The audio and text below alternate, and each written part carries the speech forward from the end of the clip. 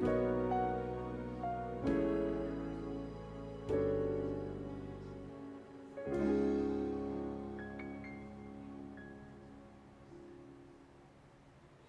know what you're looking at? Say again?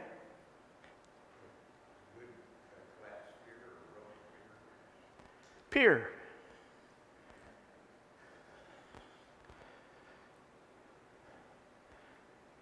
Go to the next one. What are you looking at? Ducks. How many? What do you call 2 ducks? Pair of ducks. Just like the next one. What do you have? Paradox. Now, this cartoon kind of explains the whole thing. These 2 rich doctors, you could say, a paradox, built a couple of piers, or paradox, to bring tourists to the beach. But for reasons they can't explain, it's actually driving tourists away. That's a paradox. Do you understand?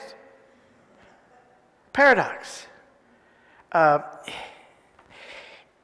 seemingly absurd or contradictory statement or position that when investigated or explained may prove to be well-founded or true. They don't understand why what they did to attract tourists is driving them away. It's a paradox.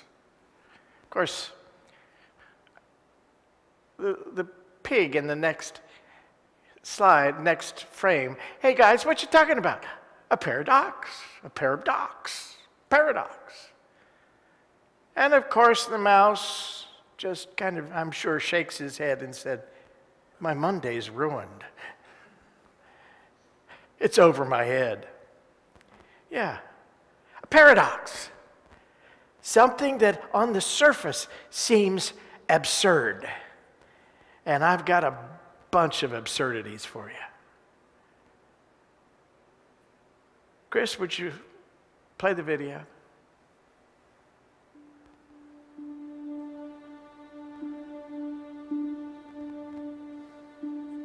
Think not that I am come to destroy the law or the prophets. I am not come to destroy, but to fulfill. For verily I say unto you, till heaven and earth pass, one jot or one tittle shall in no wise pass from the law, till all be fulfilled. Ye have heard that it hath been said, an eye for an eye, and a tooth for a tooth. What think ye? He is guilty of death. But I say unto you that ye resist not evil. But whosoever shall smite thee on thy right cheek, turn to him the other also. And if any man will sue thee at the law, and take away thy coat, let him have thy cloak also. And whosoever shall compel thee to go a mile, go with him twain. Give to him that asketh thee, and from him that would borrow of thee turn thou not away. Ye have heard that it hath been said, thou shalt love thy neighbor, and hate thine enemy. But I say unto you, love your enemies. Bless them that curse you. Do good to them that hate you. And pray for them that despitefully use you and persecute you, that ye may be the children of your Father which is in heaven. For he maketh his sun to rise on the evil and on the good, and sendeth rain on the just and on the unjust. For if ye love them which love you, what reward have ye? Do not even the publicans the same? And if ye salute your brethren only, what do ye more than others? Be ye therefore perfect, even as your Father which is in heaven is perfect.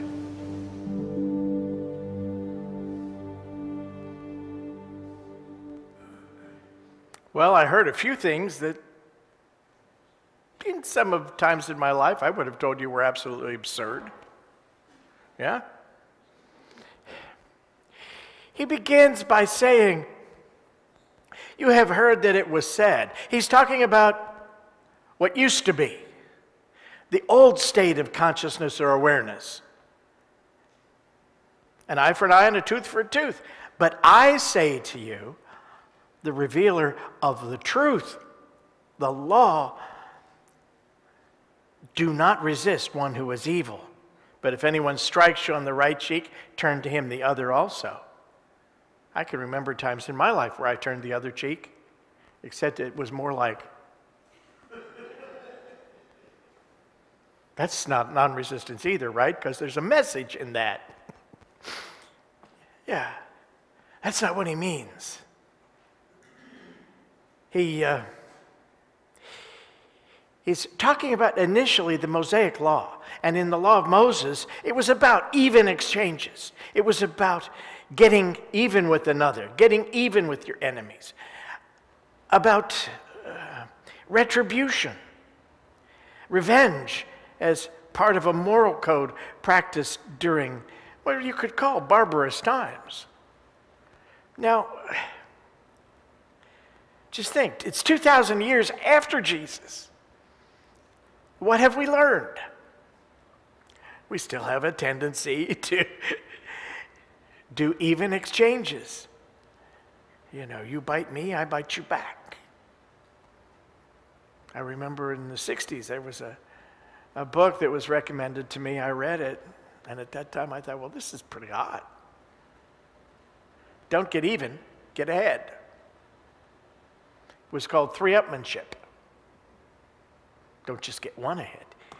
Get one up. Get way ahead. And it was about various strategies in business to climb over your competitors. Not the most spiritually enlightened book, I would say, but it's what happens. It's what we do when we're in a human consciousness. Watch little kids. If they haven't been taught differently, and one of them hits one, what's likely going to happen?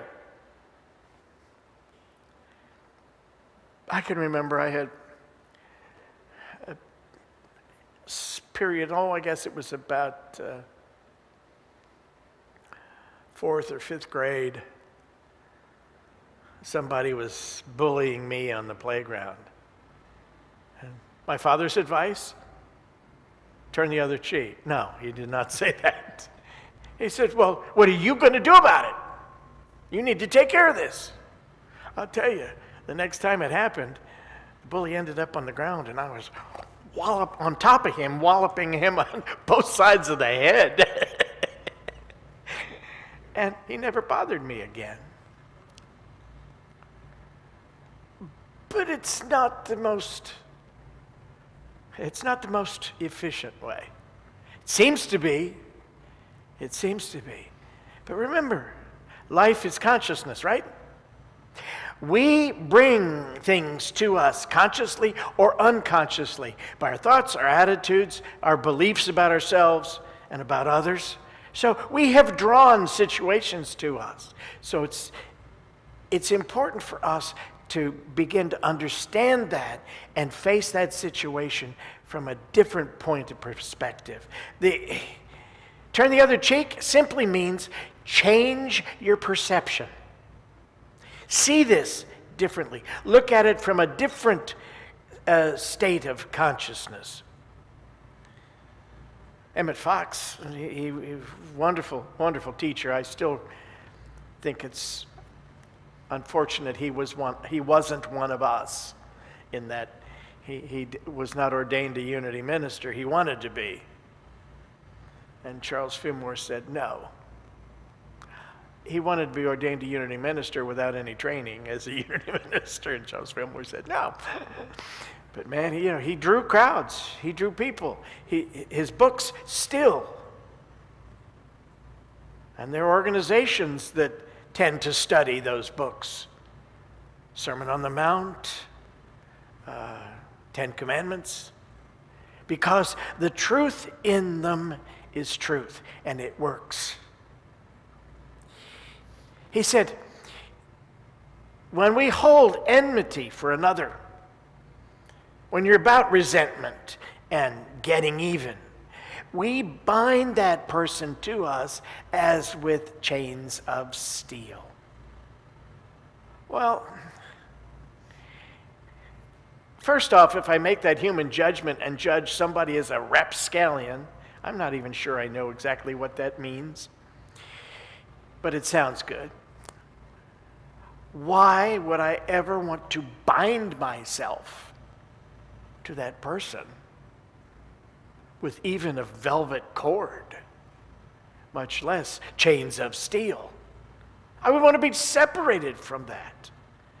I would want to separate myself from that state of consciousness. Turn the other cheek as an idiom also means do not increase the problem. Do not escalate a quarrel. Isn't that what we do when we fight back, shoot back? That wonderful phrase, let us fight for peace. How does that work again? At what point in the fighting does peace happen? You know, thank you, Martha. I'm hearing Martha Judici. She had this phrase she periodically spouted. A man convinced against his will is of the same opinion still. I can't argue somebody into understanding, into changing their minds. They have to choose to do that. What good is fighting with them over it? They are allowed free will. The universe gives them free will to think as they will, to believe as they will. And it's not my task to change that. I certainly can offer some options, and if they're not interested, that has to be okay.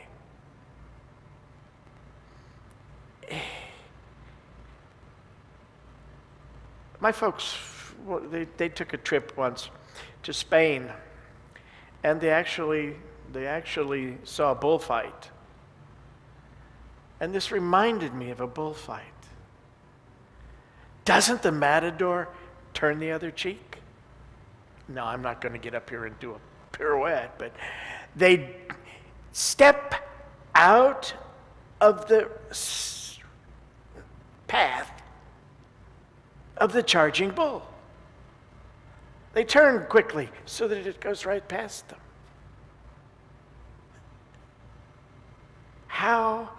What a wonderful way to avoid an awful lot of conflict. To be a matador. Now, this turning the other cheek is a change of consciousness. And that change of consciousness, Jesus is talking about a change from Mosaic law, even exchanges, which is, it's what human consciousness, human perception has been doing for tens of centuries.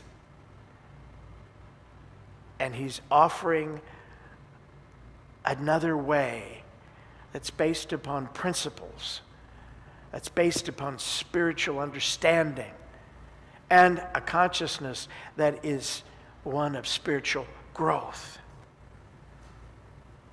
From an outer concept of purely human perception to one of spiritual perception.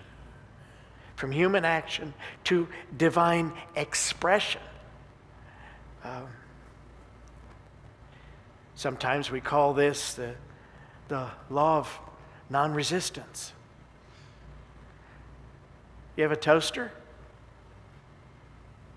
Most of you have a toaster, right? You know how the toaster makes toast, right? It resists. Resists the flow of electricity, and what do you get? Glowing wires that heat. Yeah, well, don't make toast. Because you're usually the one that has to heat up. Resistance. Let it go. Now the next paragraph, if someone would sue you, let him take you for your coat, let him take your cloak also, is another form of non-resistance. And if anyone forces you to go 1 mile, go with him 2. I didn't want to go the first. Why should I go the second?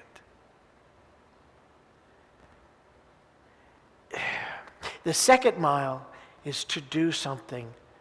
It's telling you to do something because you want to do it and not because you must. When I was on the road playing with one of those Vegas-style acts, over the years they had several personnel in their band. And when I joined them, folks in the band told me that often when somebody gave notice, when the time came for them to leave, they didn't get their last check. Now they got away with that because nobody went to court and sued them. I kept that in mind. And when I decided to change the life that I was living at the time, which ultimately ended up coming to ministerial school, I gave my notice, 2 weeks' notice. But I did more than give notice. I said, and I will play these last 2 weeks for free. I did append it with, I would rather give it away than have it taken. You know what? They were delighted. Delighted. Can you imagine? They were so happy to have that money instead of me.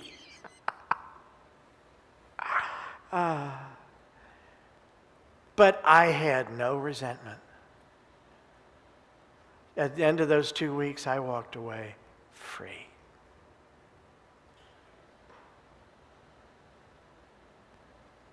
No negativity. It was a wise thing to do. To do something because you want to,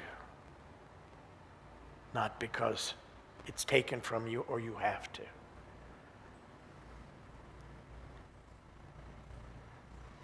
He goes on to say, give to him who begs from you, and do not refuse him who would borrow from you.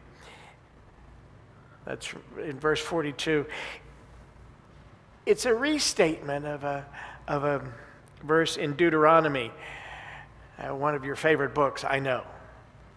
Deuteronomy 15, verse 8. Can you quote it? But you shall open your hand to him and lend him sufficient for his need, whatever it may be.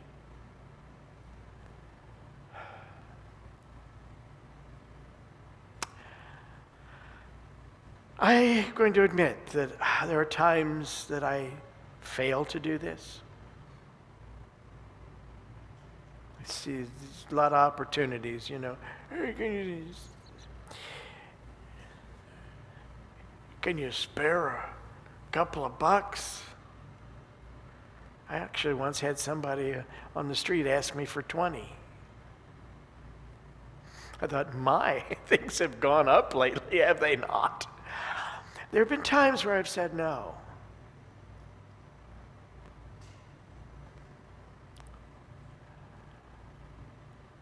But for the times I've said yes, I'm very happy that I did.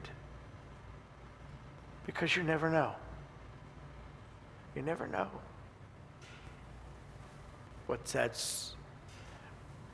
that may do. how that may help that person. And you're going to say, well, but he only wants it to buy a beer. Okay. That may help him reach his next step of recovery. Yeah, so whenever you can, whenever there's an opportunity to give, sometimes it's a good word. Sometimes it's a prayer. Do you ever pray for people you don't like? Without praying that they change, but praying for their good. I had somebody in Unity who for a number of years apparently did not like me and had never met me. It was an interesting kind of, oh yeah? But he doesn't know me. So, at the time, early on, the period of time I was seeing a counselor, and sometimes he was a lot smarter than I was. So here's this counselor who said to me, "Would you ever pray for him?" What? You gotta be kidding. Do you ever pray for him? He said, "You need to do that." Oh my God. And I'm the one who's supposed to know that, right? Thank you very much. I did. I did for quite a period of time. And out of that, things started to change. And eventually we were put on a committee where we had to interview candidates for a ministerial program, just the two of us in the same room. The person who set that schedule up even kind of knew about the situation. She said, "Greg, I had to do that. Is that okay?" I said, "Sure."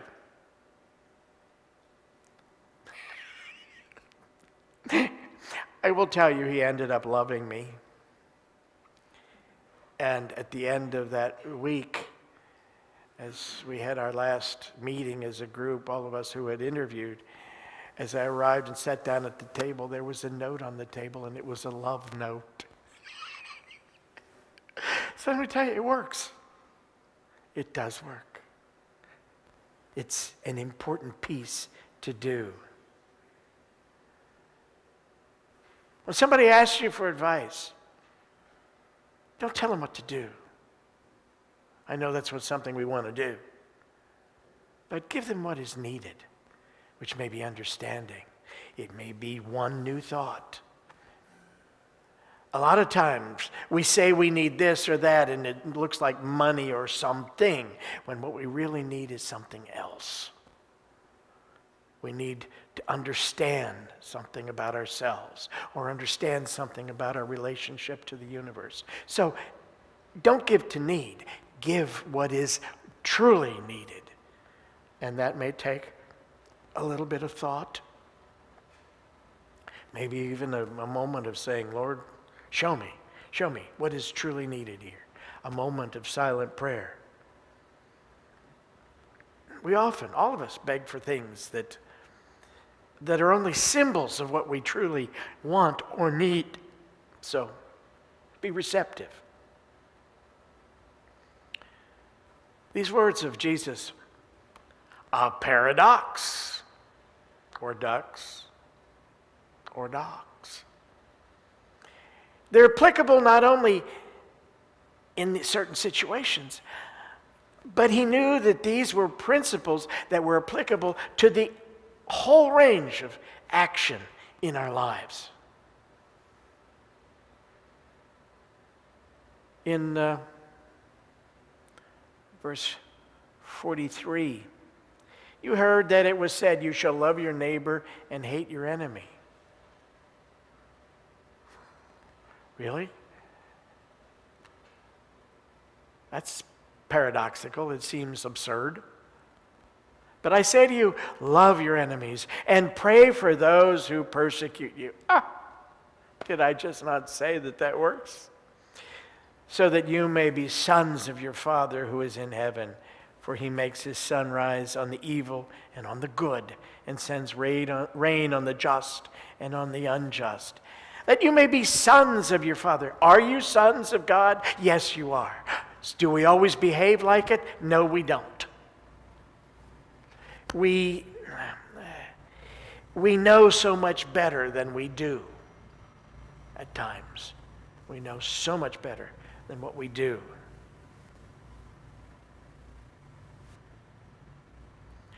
The law is what you sow, you also reap.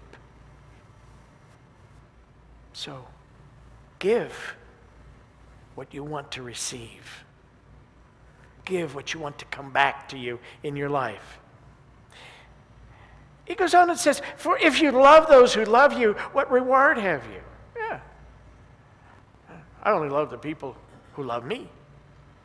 Well, that's nice. But he says, do not even the tax collectors do the same? And if you salute only your brethren, what more are you doing than others? Do not even the Gentiles do the same? And then his great final statement in this passage, verse 48 in chapter 5. You, therefore, must be perfect as your heavenly Father is perfect. Okay. Well, that settles it. We don't need to read these things of Jesus anymore, do we? Be ye perfect. We have perfection within us, do we not? Christ in you, your hope of glory. You hear me say, Christ in you, your assurance of glory. Christ in you is good or perfect? Is it God's own Spirit? Yes. Is that Spirit perfect? Yes. Do we often express the perfection of that Spirit? Not all the time. We are created with perfection within us. And we're here to begin not to develop that perfection. It's already there. But to release that perfection and let go of our imperfect attitudes, beliefs, concepts. All of the errors that we hold in mind from a limited human perception of life, of God, and of ourselves. To be perfect in Aramaic, be ye perfect, is an idiom that means to be complete, whole, or mature. To be whole, to be complete, to be mature, spiritual maturity. So you see and operate according to what is real. When Abram at that time, Abram was 99 years old. The Lord appeared to Abram and he said to him, I am God Almighty. Walk before me and be blameless. Another way of saying, be perfect. Be as I created you to be. Be the child of God that you are created to be, that you were created as. Express that divinity that is within you.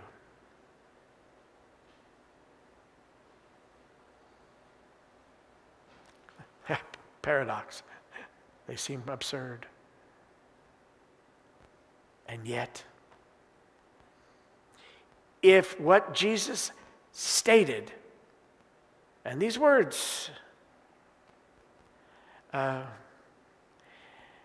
Jesus, they stand as clearly as any words that he spoke, that were recorded. If these words are false, then what does that make Jesus?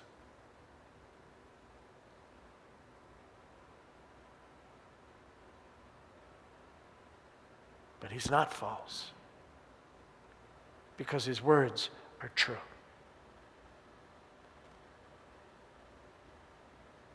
Be ye perfect, as your Father within you, the Christ in you, is perfect.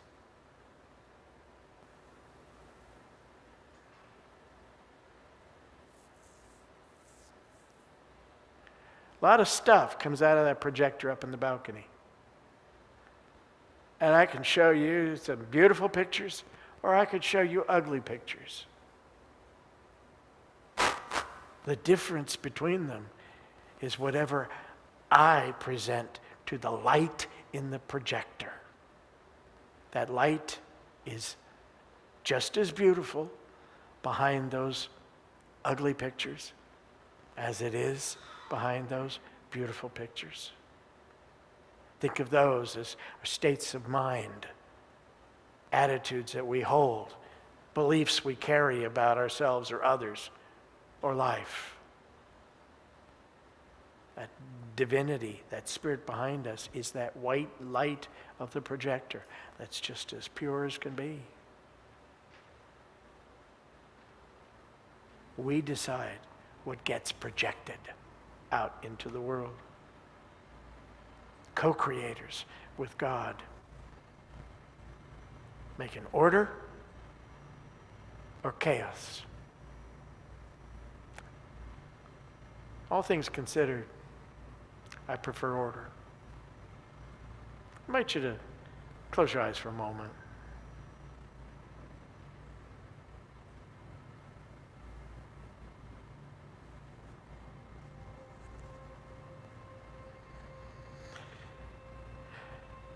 In this moment of silence, in this moment of peace, and of stillness,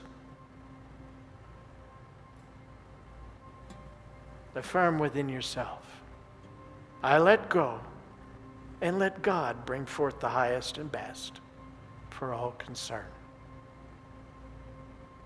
I let go and let God bring forth the highest and best for all concerned.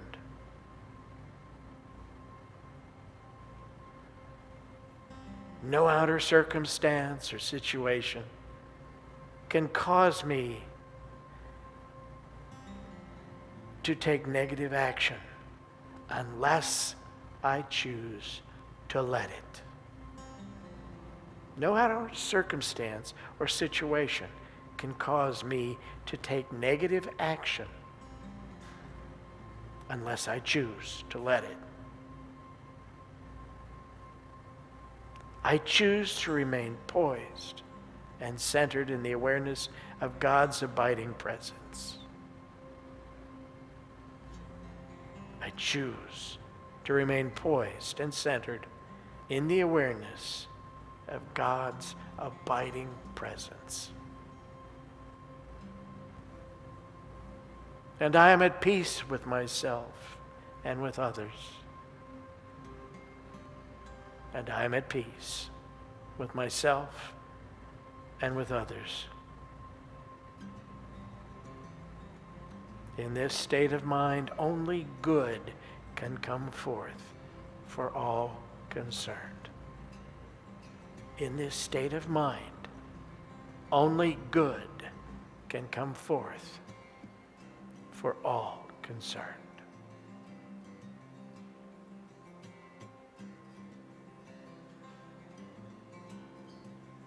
I let go.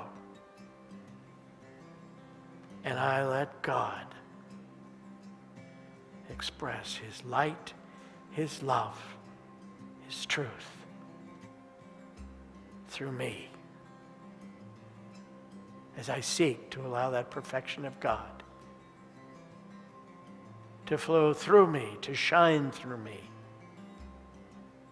to bless and to heal my world.